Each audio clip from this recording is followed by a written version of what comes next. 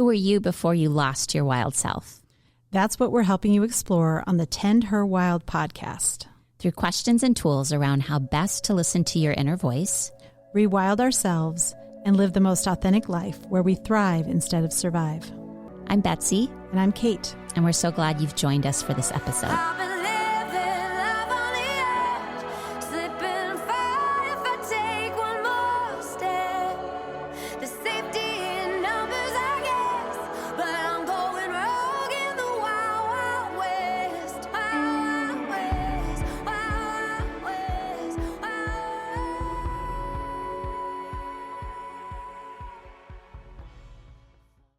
Hello, Tend Her Wild podcast listeners.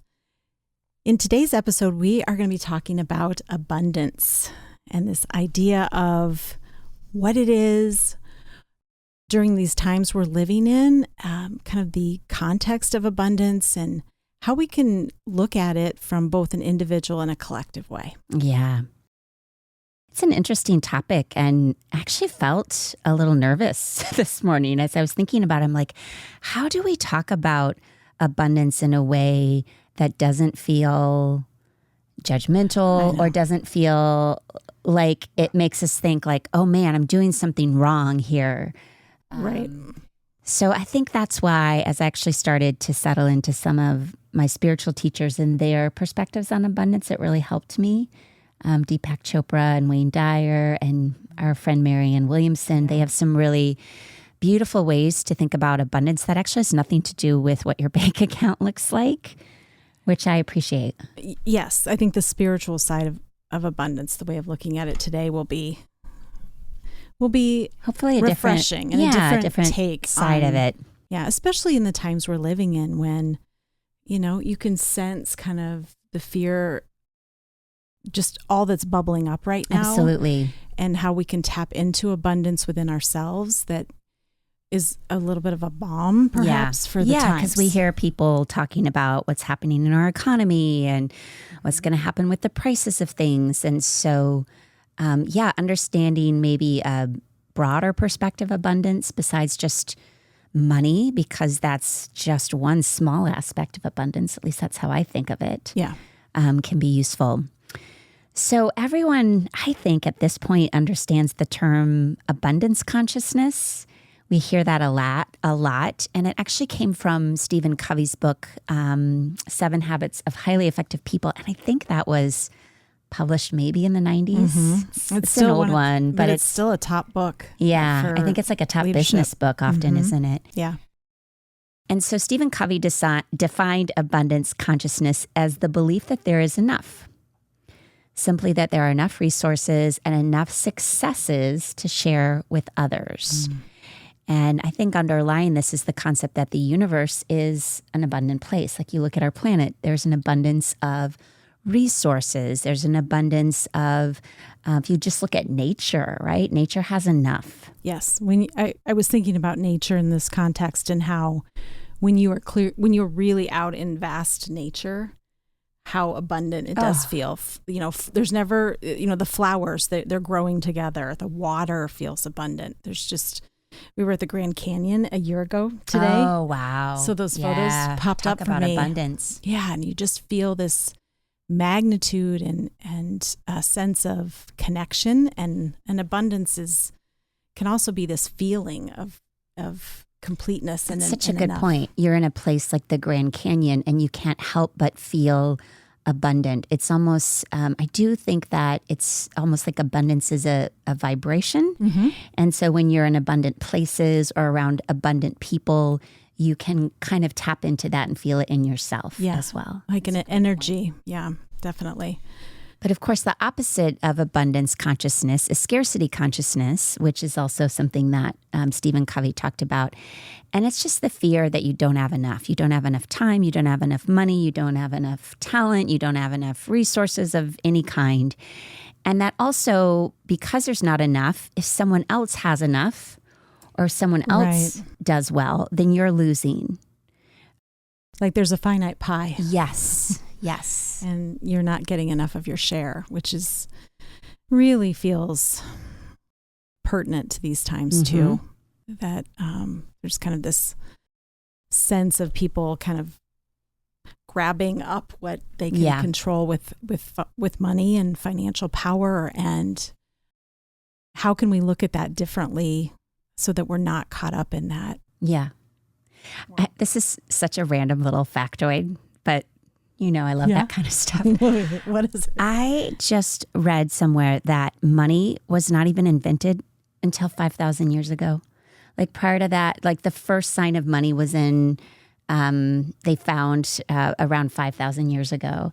But prior to that, I mean, people were clearly doing okay without this concept of money. And people traded. They traded their services and their goods. Yeah. It was much more of a trading economy. And probably more of collectivists, that people watching out for each other and helping each other with things. Yeah.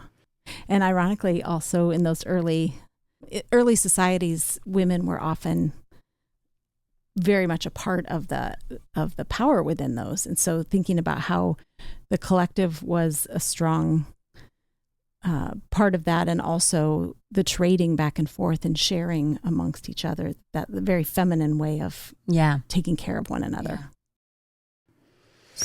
So if there is sort of endless abundance from let's call it a larger universal law, right? That abundance is natural. It is our natural state of being. There is enough for people.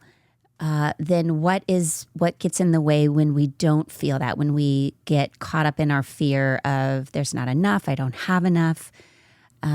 So talking about some of the blocks to this, because to me it feels like a flow. There's like a flow of abundance, and abundance of time, abundance of relationships, abundance of magical insight, an abundance of the right time, right place. Like all of these things are around us, but we can get disconnected from that flow. And then it can feel very dry. It can feel very overwhelming. So let's talk about some of the blocks. What do you think some of those things are? Well, I think fear, for sure, is a big block. We innately can fear that we don't have enough to be able to acquire what we think we need. And fear, lives in us in a way that doesn't allow us to step out into our full power either. Yep. So the fear really can keep people stuck and not allow them to step into their fullness and their where abundance lives. It doesn't allow them to move through that. And I talk a lot with clients about fear and this idea that really successful people, as we would say success, it's not that they don't fear, it's just that they know how to work with it. They know how to acknowledge it, see it for what it is, and then move beyond it. So I don't think it's about eliminating fear. It's more about it's going to exist in us because we're humans and the world we live in. There's a lot of things out there, but can we work with them can we work with that emotion and that inside of us so that we can actually step into our fullness? Well, and the interesting part from my work in mind-body medicine and yoga, fear lives in the pelvis. So fear lives right at the root of our body, sort of root pelvic area. And that's also where abundance lives. So the sacral chakra is considered the seat of abundance, the seat of pleasure, the seat of money, the seat of creativity. And so it would make sense that abundance and fear would sort of go hand in hand, that they're sort of linked in an interesting way. Yeah. And so freeing up that space inside of you, right? Is potentially part of healing maybe the rift that can be, and getting into more of that flow state. It's even the idea of abundance flowing in and flowing out, that when we hoard things, when we cling to things too tightly, then we stop the flow of anything else coming in. And so this idea of abundance in, abundance out, abundance in, abundance out can be part of our healing process. Yeah. Well, we all have perhaps money wounds, or we have... Everyone does. All of that from everyone. It doesn't matter if you have millions in your bank account. There tends to still be... We all have issues around money, around scarcity. It can be stuff that we've inherited from families. It can be the fear of losing it. But yeah, I think this is a universal issue that everyone has some kind of unique struggle with. Yeah. I think too, as I think about fear, there seems to be this really interesting link between people want abundance, but then they fear abundance. So they fear what others might think of them. They fear of potentially losing love if they get too much or have too much abundance. So there's this really strange relationship. It's like, I want it, but I'm so scared of it. So talk about the competing energies there and how then you really can't attract that in because there's almost like an inner war happening. Yeah. And that's what the double bind is. The double bind. Yeah. Yeah. And I know I've felt that at different times in my career and in my life where you get close to like kind of breaking through something and you feel yourself pull back. Yeah.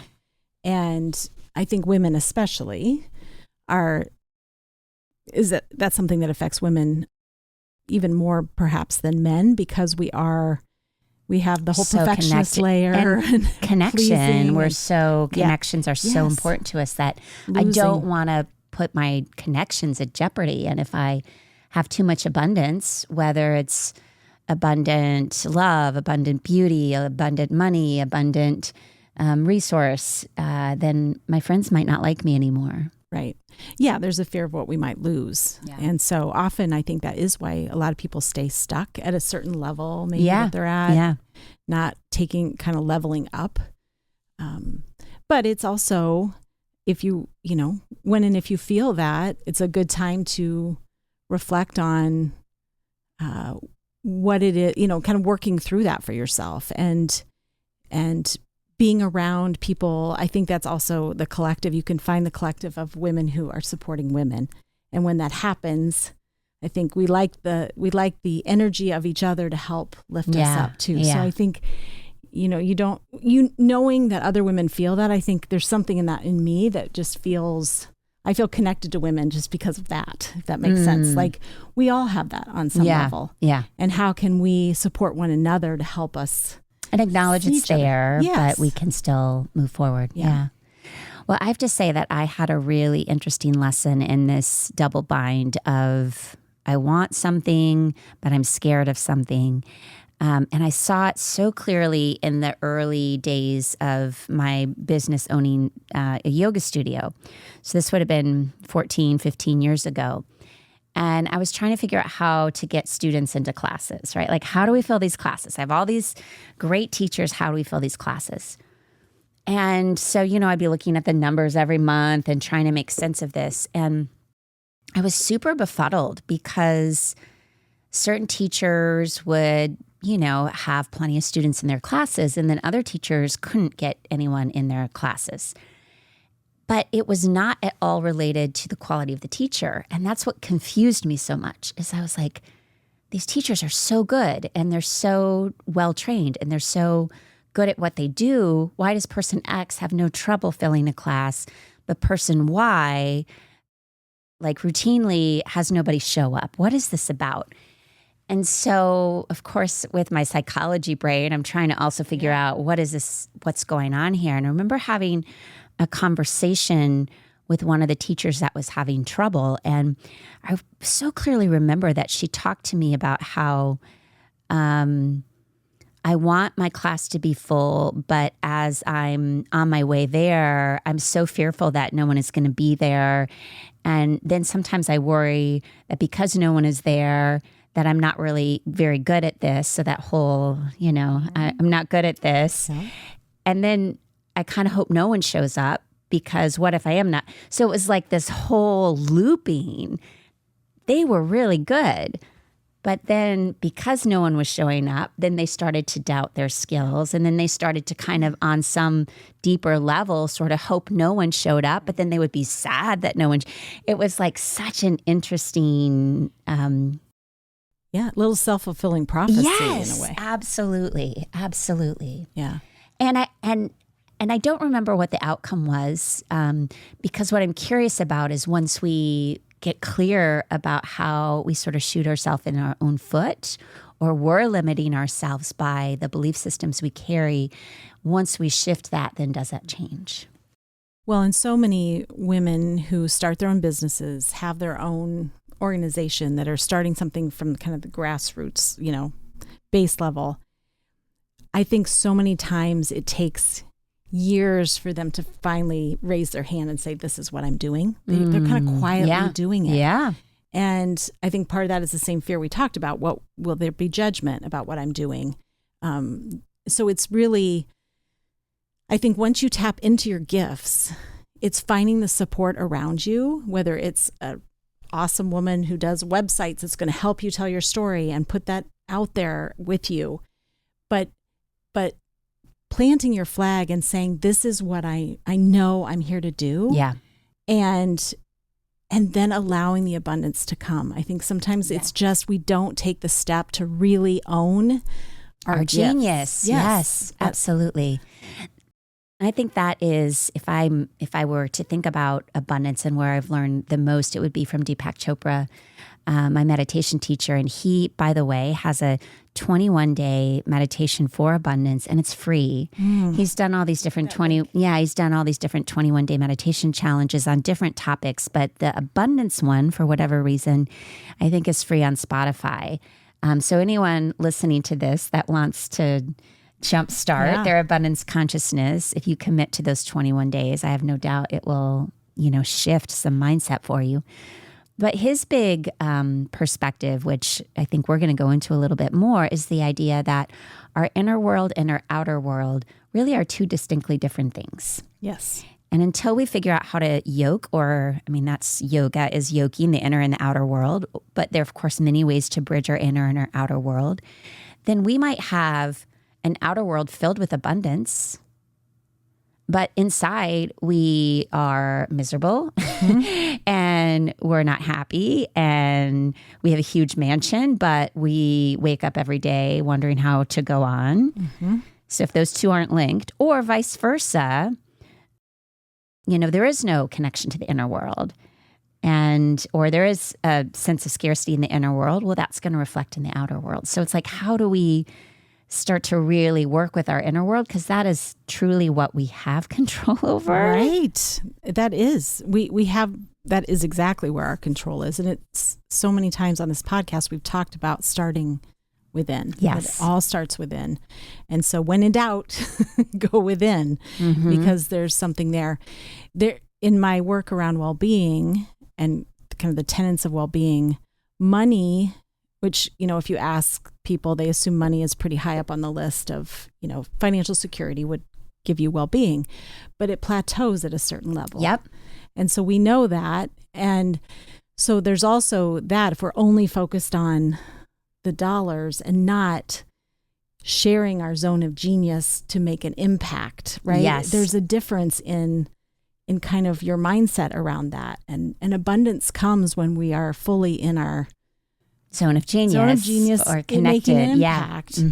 That comes, but it's not that, at certain level, money does not, as they say, buy happiness. It doesn't buy well-being. What is that research study? I think it's like the cap is $75,000 or something like that. 75. That if you, that's important. Anything above that doesn't actually enhance your well-being. Yeah. Well, and the study was done in 2010. So it's going to be a little higher. Okay. Inflation has made a difference here. But it is good to know that, or something to keep in the back of your mind, that there is, well-being comes from many other things. And so that's things. Inward work of, and so our culture is so tied to the money piece. Yeah. There's that Bob Marley quote that I have to share. You have to share it. I love it. Some people are so poor, all they have is money. And how great is that, right? Yes. That it's so much bigger than the finances. Yeah. So what we wanted to do today is offer you all 10 questions to start to journal about, sit with, share them with your friends. And this comes from Deepak Chopra's book, Abundance, The Inner Path to Wealth. And his point is that if we know our inner selves, if we're doing sort of this inner connection to our soul, then we're more likely to align with what our dharma, what our life path is, how we're here to serve. As we talked about, what our zone of genius is. And then things start to just unfold more naturally. So we thought we'd share these 10 questions, and we didn't really talk about this at all. So I have no idea what's going to come up. This is kind of like a rapid fire questions. These are rapid fire questions. So we're going to go every other. And then these 10 questions are in the show notes, so you can work with them on your own. Okay, so Kate, question number 1. Okay. Can you describe a peak experience in your life, something that was a major aha moment, a turning point, or a remarkable example of being in the zone? So probably about 8 years ago, I had my job, and part of my job was to connect people new to the community to employers and help them find work. And so it was a little part of my job, probably 10, 15% of my day was spent doing that. And I had a meeting with a gentleman who was, I believe, if I remember right, like a pastor or had been a pastor, new to town. He was looking for a job not as a pastor, as something else. He was just looking to connect into the community. He wanted to know what was here. And so we sat down to have coffee, and I met him. We talked about kind of his life and what he'd enjoyed. And then I started sharing with him ideas about where he could connect in. And we talked for about, 45 minutes. And we were wrapping up. And I'll never forget, he kind of grabbed my hand. He was probably 65, grabbed my hand. So not in a weird way. Not in a weird way. Like in a fatherly way. Yeah, it was actually in a fatherly like a way. wise Yes. elder. Yes. Yeah. And he said, "You have a gift. I hope you're using your gift every day." And I walked away from that. I've never forgotten that, the way that made me feel, like to have him see me in a way that I wasn't even sure I saw myself. Yeah. And how powerful that was. And I've always leaned on that when I've questioned, What am I doing here? Yeah. So what his reflection was that you have a real gift of making connections for people and helping people see. And the coaching piece. Yeah. And talking through with him. Yeah. And it was after that you actually started to move towards more of this coaching. I got my training and Cool. That's very cool. Yeah. Okay, now we're doing a question 2. Yeah, question 2. In 3 or 4 words, what is your life purpose? See, this is hard because it's 3 or 4 words. You have to get so clear and focused. 3 words, 3 or 4 words. Okay. Teacher, healer, lover, and I mean that as just exuding love to the world around me, and student. I love that you have teacher and student together. I think they go together. Yes, love that. Yeah. Okay, number 3. What is your proudest contribution to your family? So I think about my family, my immediate family, and then my extended family. And I think my contribution has always been kind of a holder of space and a helper. So I contribute by being a safe space for my immediate family to come and cry, ask for what they need, be upset. And I see that even as my children are older, the things they reach out for. So I think that is your space holder. It's beautiful. Okay. What are the 3 most important values you want to receive from a relationship?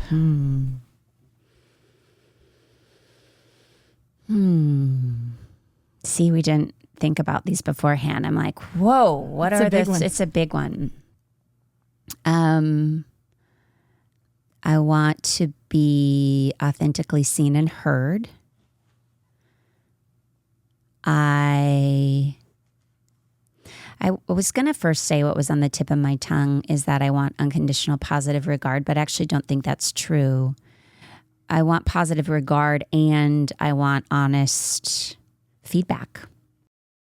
Like I don't want just someone to think that I'm the best or the greatest. I want them to also call me on my bullshit. A little bit of a challenge. And then the third thing I want is like joy, lightness. That kind of expansive feeling of just true enjoyment. I love that. Today's episode is brought to you by Dr. Yoga Mama, which is all the many offerings I have blending psychological science with the ancient wisdom of yoga and mindfulness. Join me for a yoga class, a meditation weekend, an online course, Wisdom Wednesday, which is the first Wednesday of every month, or maybe even an international retreat like Greece in the fall of 2025. By providing spaces and experiences for people to look inward, it is my great honor to watch people become the change they wish to see in the world. This podcast is being sponsored by Kate Moreland Coaching. As a transformational coach and an advocate for authenticity and well-being, I work to support individuals and organizations navigating challenging times. Whether you are an individual, a leader, or an organization, your creative power lies in your authenticity. Doing the work to understand your strengths and acknowledge the patterns and rocks that are in your way is the path to well-being. Whether it's your career or your relationship with yourself or others, transformational change begins within. To learn more, reach out to me at katemorelandcoaching.com. Okay, question number 5. What are the 3 most important values you contribute to a relationship? Loyalty. Oh my gosh, that's so true for you. I like to think authenticity or realness, that I show up real. I think that's more of an aspiration. I think I work toward that, of showing up real. So kind of people, what you see is what you get. If you're talking to me, I'm going to be who I am. And what I've been working so hard on in the last 10 years is truly opening my heart space and so I think contributing love to a space, which for me is a result of a lot of inner work to be able to do that in a way where I feel safe to do that. Yeah. Beautiful. Okay, next question. Who are your 3 greatest heroes or heroines? One of my heroines is my mentor, who has not only taught me so much, but she's such an example of vibrant living as you age and really being in your crone wisdom. And so I feel like I have a really good vision of how I want to age and move into that next chapter of my life. So that's one of my heroines. I think my other heroes and heroines are my children. And ironically, as we record this, my daughter has got her AirPods sitting across from us, not even knowing I'm going to be talking about her. But oh my gosh, I know my son just came home from college for the weekend, and so I had all these long conversations. And gosh, they're wiser than me. I feel like the things that come out of their mouths and their perspectives on life are so fresh. And I feel like the younger, I feel like they have this capacity to really be in their authenticity. It's like the layers of life and expectations and stress and loss aren't weighed down upon them yet. So I feel like sometimes what they say is so pure and just like so from source. And then I think my other, if I were to come up with a third hero or heroine, it would be Carl Jung. That's who I guessed. Yeah, actually. That's so interesting. I didn't know that was going to come through, but of course, great psychiatrist who I talk about in every episode. But, you know, he was the one who really figured out the collective unconscious, the unconscious mind, and started to create maps for us and sort of helped people understand the importance of dreams. And so, yeah, his work is so prolific, and I feel like I'll go back to it over and over for the rest of my life. And it's totally changed how I move through my own life. So, yeah. That's no surprise. That's so funny because that wasn't at top of mind for me. But okay, Kate, what do you feel like are your unique gifts, skills and talents that you are bringing to the world. I think connection. So being a connector and helping people connect into what it is they need to be successful. So that's one. I would say I'm also big on, I think one of my gifts, which I early on used in my career probably even more, was as an advocate. I feel like that is one of my skills. Yeah. If I see injustice, if I see, that's just in me. Like I just light up, sometimes in a fiery way about advocating for others that are not being treated fairly. And third, I think I'm actually a pretty good listener. I think I am good at picking up and sensing things. And I think it comes from being a listener. And so I'm always kind of aware of what I'm hearing or seeing, or like, so maybe it's being perceptive and then hopefully taking action in some way on that. So I think that's a gift I have. And so when I worked in so many different fields and areas, it's almost like I would see things and think, oh, here's how we can, I'm kind of You're tend a to be visionary visionary. too. Yeah. Like I see where this can go. And that I think that's come from having the skill of being a listener and being perceptive. So those are. Yeah, that for top of mind, that was really good, because I definitely see you as a deep connector. You are so connected to so many people, and I see that you love to connect people. And then definitely an advocate and absolutely a good listener. So, yeah. How have you helped the world and people around you? How have I helped the world? I think I've helped the world by figuring out some of my own shit, which then has changed my capacity to be present, and it's changed the way that I show up, the energy I exude, which then I think can be helpful and healing in lots of situations. And then I also think that I help the world by being a synthesizer, meaning that I have a skill of synthesizing a lot of material and a lot of books and a lot of information, and then sort of like regurgitating it out in clear ways. Yeah, so it's digestible. Yeah. So I think that's maybe how I've helped. That first part feels like you're modeling the way and you're walking the walk too of what you're teaching. Yeah. By doing your own healing. Yeah. Man, it's endless. Whew. I always think I'm going to reach the end where I'm like, okay, I made it. And then I'm like, oh no, there's another layer. Okay, here's the next piece. I'd like to say, in the words of Taylor Swift, I'm in my healing era. But like I'm going to move out of it, but I'm pretty sure that's not true. It's forever. Okay, Kate, question number 9. What would you do if you had all the money and time in the world? I actually love this question. Yeah. I have for so long had this desire to give. So I've spent most of my career raising money. Raising money from investors. Nonprofits. Raising money for nonprofits, raising money. I would love at some point in my life to be able to flip that and be on the, giving side of that and be able to give money and look for places to invest and grow people and help people. I follow Mackenzie Scott and Melinda Gates, who are both have moved into these roles of being philanthropists and investing in women and girls especially. And I just, that like totally gets at me, that I love seeing women who see the power in supporting women and girls and what that does for economies and communities.